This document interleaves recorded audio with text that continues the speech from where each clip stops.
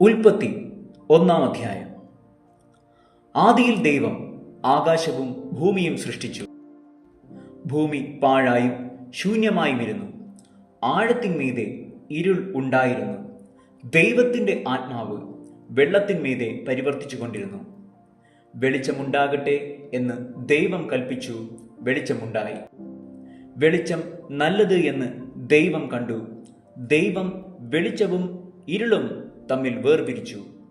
ദൈവം വെളിച്ചത്തിന് പകലെന്നും ഇരുളിന് രാത്രിയെന്നും പേരിട്ടു. സന്ധ്യയായി ഉഷസ്സുമായി 1-ാം ദിവസം.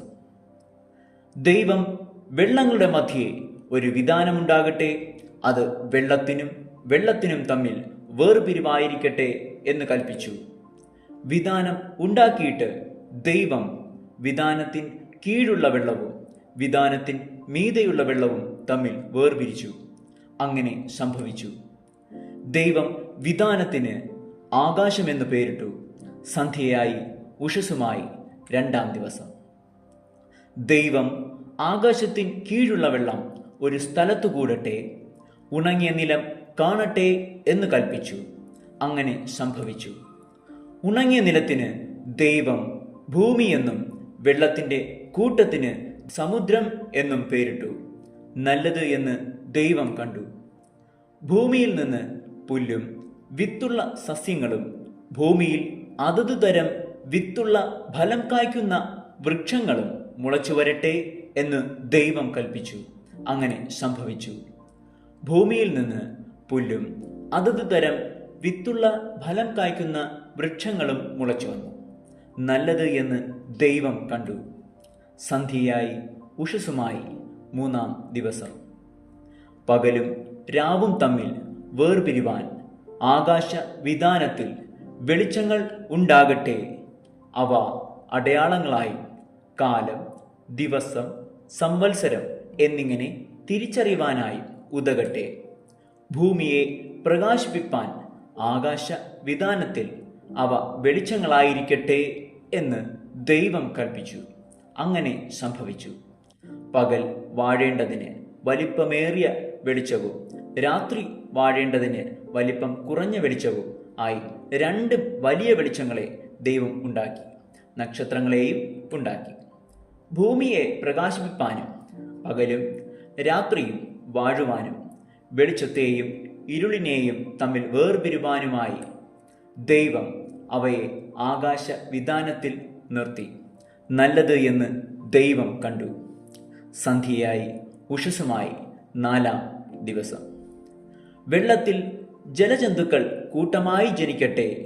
ഭൂമിയുടെ മീതെ ആകാശവിതാനത്തിൽ പറവജാതി പറക്കട്ടെ എന്ന് ദൈവം കൽപ്പിച്ചു.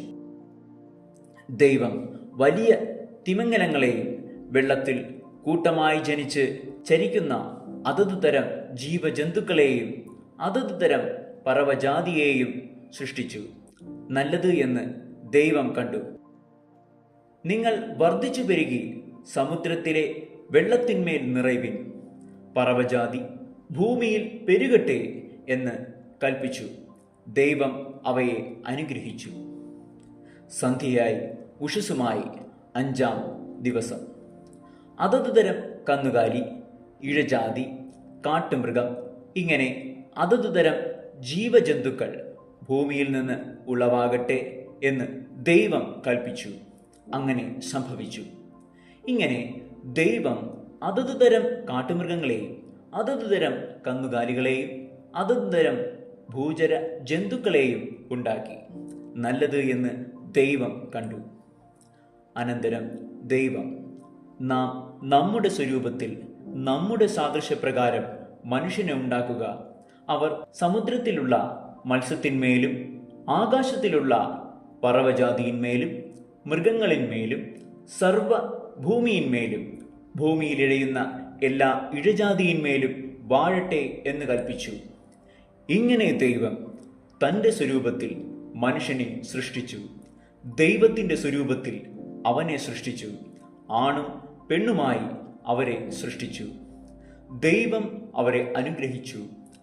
നിങ്ങൾ സന്താനപുഷ്ടിയുള്ളവരായി പെരുകി ഭൂമിയിൽ നിറഞ്ഞ് അതിനെ അടക്കി സമുദ്രത്തിലെ മത്സ്യത്തിന്മേലും ആകാശത്തിലെ പറവജാതിയിന്മേലും സകല ഭൂചര ജന്തുവിന്മേലും വാഴുവിൻ എന്നവരോട് കൽപ്പിച്ചു.